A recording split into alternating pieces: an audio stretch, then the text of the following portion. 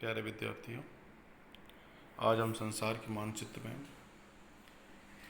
उसकी राजनीतिक और प्राकृतिक स्थलाकृतियों को, विभिन्न देशों को, महाद्वीप महासागरों को समझने का प्रयास करेंगे।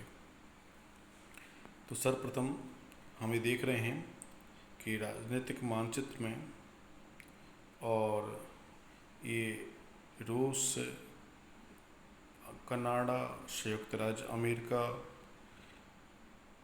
या कनाडा है, रूस है, संयुक्त राज्य अमेरिका है। इसके बाद हम देखेंगे ब्राज़ील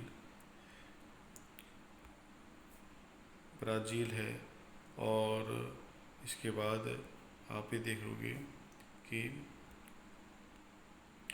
ऑस्ट्रेलिया है, भारत, ये कुछ बड़े बड़े देश हैं। अब हम ये देखेंगे इसके अतिरिक्त और कौन कौन से देश महत्वपूर्ण हैं। तो इनमें हम देखेंगे कि उत्तरी अमेरिका में ये जो आप अलास्का देख रहे हैं, ये संयुक्त राज्य अमेरिका का ही एक राज्य है, ये लक्ष्य देश नहीं है। ग्रीनलैंड एक बहुत ही बड़ा एक द्वीपीय देश है जो डेनमार्क आप ये देखेंगे यहाँ कि यहाँ पर ये जर्मनी से ऊपर एक डेनमार्क देश है। यहाँ पर एक डेनमार्क देश है, ये आप देख रहे हैं। इसके उपनिवेश के रूप में और ग्रीनलैंड को जाना जाता है।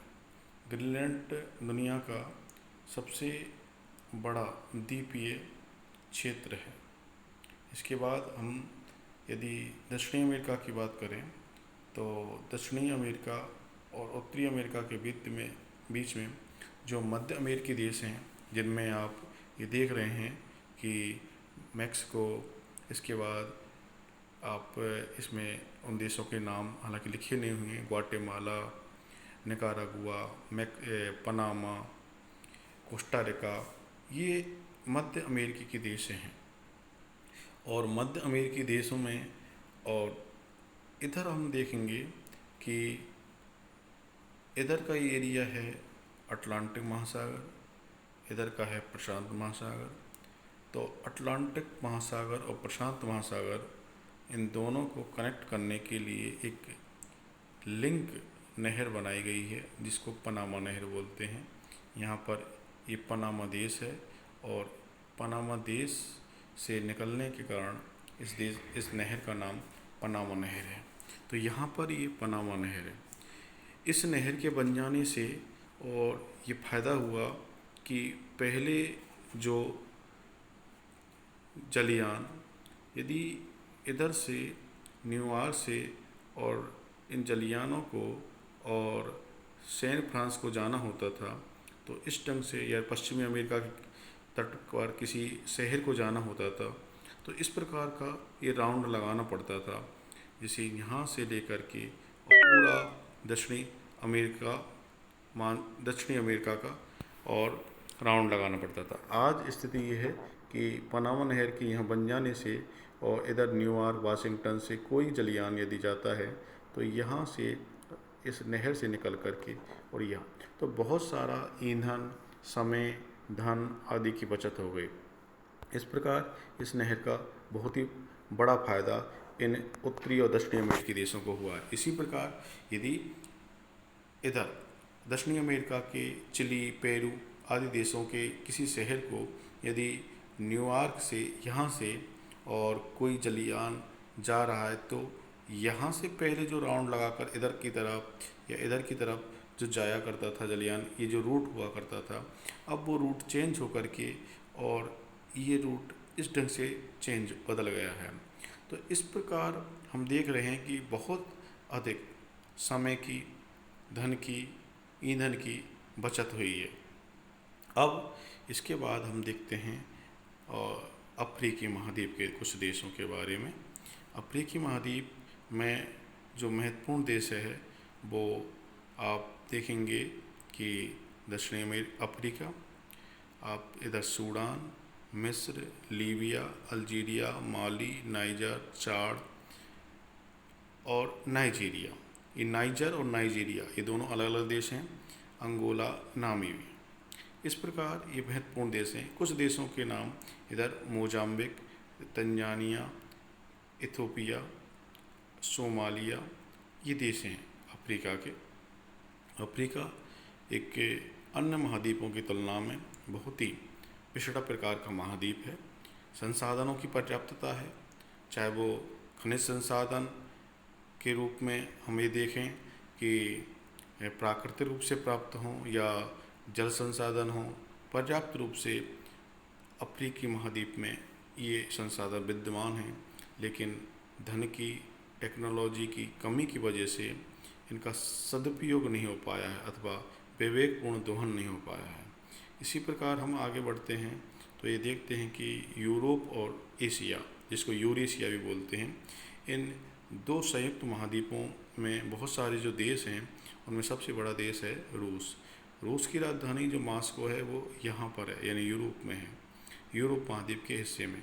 हालांकि एक स्थलबद्ध बहुत बड़ा भूखंड है, तो इस स्थलबद्ध भूखंड को और ये जो आप बीच में जो लाइन देख रहे हैं, ये दो महाद्वीपों को अलग करने वाली लाइन है।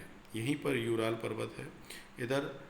इधर वाला हिस्सा एशिया महाद्वीप के दायरे में आता है और इधर यूरोप महाद्वीप के दायरे में आता है।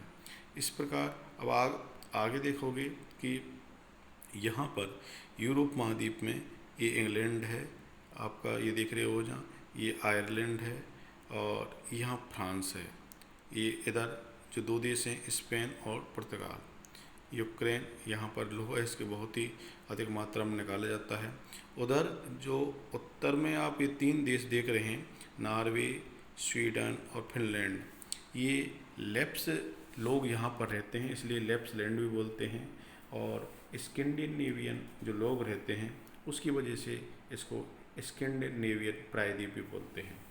अब आप आगे बढ़ेंगे तो हम ऑस्ट्रेलिया महाद्वीप की तरफ जाएंगे और ऑस्ट्रेलिया महाद्वीप में हम देख लेंगे ये ऑस्ट्रेलिया है। और ऑस्ट्रेलिया एक देश ही नहीं बल्कि आसपास के देश द्वीपीय क्षेत्रों को सम्मिलित कर लें तो ऑस्ट्रेलिया एक महाद्वीप भी है, जिसको ओसेनिया ऑस्ट्रेलिया महाद्वीप बोलते हैं। ऑस्ट्रेलिया महाद्वीप के उत्तर में आप देख रहे हैं इंडोनेशिया, मलेशिया, फिलीपींस, ये सब देश एशिया महाद्वीप के अंतर्गत आते हैं। इसी प्रकार आप इधर देख रहे हैं ये कोरिया प्रायद्वीप है और इस कोरिया प्रायद्वीप का उत्तरी हिस्सा उत्तरी कोरिया, दक्षिणी हिस्सा दक्षिणी कोरिया। इधर एक द्वीपीय देश जो बहुत ही संपन्न प्रकार का और छोटा सा देश है वो है जापान।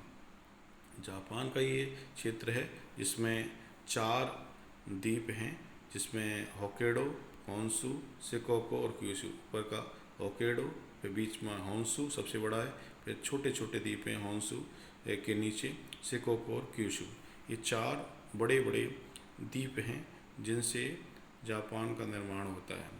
इसके बाद भारत और भारत के पड़ोसी देश हम देखेंगे तो भारत, पाकिस्तान, अफ़गानिस्तान, ईरान। इधर की तरफ बांग्लादेश, नेपाल, भूटान, म्यांमार, यहाँ पर म्यांमार है ये। इसके बाद हम नीचे देखेंगे श्रीलंका। तो ये भारत के कुछ पड़ोसी देश हैं।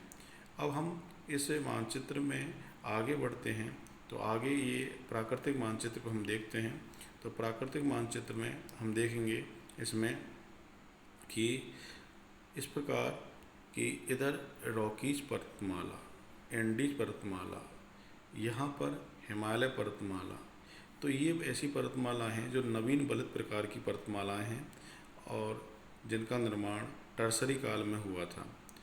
आप उत्तरी अमेरिका महाद्वीप में ये जो 5 झीलें देख रहे हो इनको बोलते हैं ग्रेट लेक्स, महान झीलें। इनके नाम आपके इसी मोबाइल स्क्रीन पर लिखे हुए हैं, जिससे महान झीलें बोल रहे हैं। सुपीरियर, मिशिगन, ह्यूरन, इरी और ओंटारियो, ये 5 महान झीलों के नाम से जानी जाती हैं, जो कि मीठे पानी की दुनिया की सबसे बड़ी झीलें हैं। इनमें सुपीरियर सबसे बड़ी झील है क्षेत्रफल के हिसाब से। आप ये देख रहे हो बीच में कि दोनों अमेरिकी महाद्वीपों के बीच में है मैक्सिको की खाड़ी। इधर अभी जो मैंने आपको बताया था पनामा नहर, पनामा नहर यहाँ पर ये पनामा नहर है और इधर प्रशांत महासागर, इधर अटलांटिक महासागर है। इन 2 महासागरों को जोड़ने वाली ये नहर है। अब आप ये देखोगे कि जब आपने सागरीय धाराएं पढ़ी होंगी तो गल्फ स्ट्रीम और लेब्राडोर की धारा पढ़ी होगी। तो गल्फ स्ट्रीम गर्म जल धारा है जो कि भूमध्य सागर के क्षेत्र से और अमेरिकी महाद्वीप के पूर्वी तट की से इधर निकलती है, और लेब्राडोर ठंडी धारा है जो उत्तर से आती है। यहाँ पर इन दो धाराओं का मिलन होता है इस एरिया में, और यहीं पर लेब्राडोर सागर है जो आपके इस मानचित्र पर लिखा हुआ है, ये लेब्राडोर सागर है। तो लेब्राडोर सागर के आसपास दोनों धाराओं के मिलन की वजह से यहाँ पर और प्लवक यानी कि जो जली सागरीय जीवों का जो खाद्य पदार्थ है वो भारी मात्रा में यहाँ पर उत्पन्न होता है। इसलिए यहाँ पर मछलियाँ मछलियों का उत्पादन बहुत अधिक होती है। इसलिए इस एरिया को, लेब्राडोर सागर के जो आसपास का जो एरिया है, इसको ग्रांड बैंक भी बोला जाता है। अब आप ये देखोगे कि यहाँ पर जो एक बड़ा द्वीप है वो बैफिन द्वीप के रूप में जाना जाता है।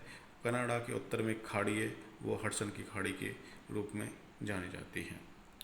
अब आप इधर हम ये देख रहे हैं कि अफ्रीका महाद्वीप में देखोगे आप तो अफ्रीका महाद्वीप में और इधर स्वेज नहर जो कि भूमध्य सागर, ये भूमध्य सागर है, और ये बीच में ये लाल सागर है, ये लिखा हुआ है लाल सागर यहाँ पर। तो लाल सागर भूमध्य सागर को जोड़ने का जो काम किया जा रहा है वो 162 किलोमीटर की एक नहर है जिसका स्वेज नहर है, जिसका संचालन 1859 से शुरुआत हुई थी और 1869 में ये काम